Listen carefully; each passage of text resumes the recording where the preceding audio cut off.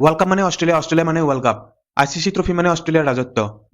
2026 T20 world কাপত Australia ঘূৰাটো সম্ভৱ হ'বনে? আহক আমি আজি অষ্ট্ৰেলিয়াৰ এই স্কোৱাডটো এনালাইচিছ কৰোঁ।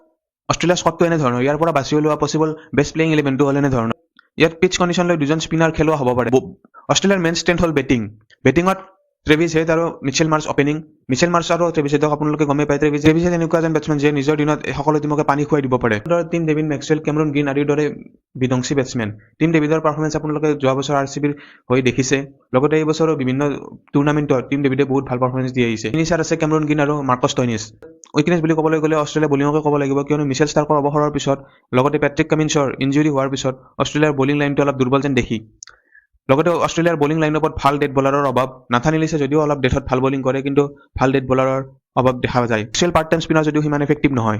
ফালৰ পৰা অষ্ট্ৰেলিয়া ছেমিফাইনেল খেলিব, লগতে ফাইনেলো খেলিব পাৰে। যদি ফাইনেলত অষ্ট্ৰেলিয়াক ইণ্ডিয়াই হৰুৱাব লাগে, তেন্তে সেইদিনা ইণ্ডিয়াৰ 100% দিব লাগিব। অষ্ট্ৰেলিয়াৰ প্লেইং 11 কমেণ্টত জনাওক, লগতে ফ'ল' কৰক। জয় হিন্দ।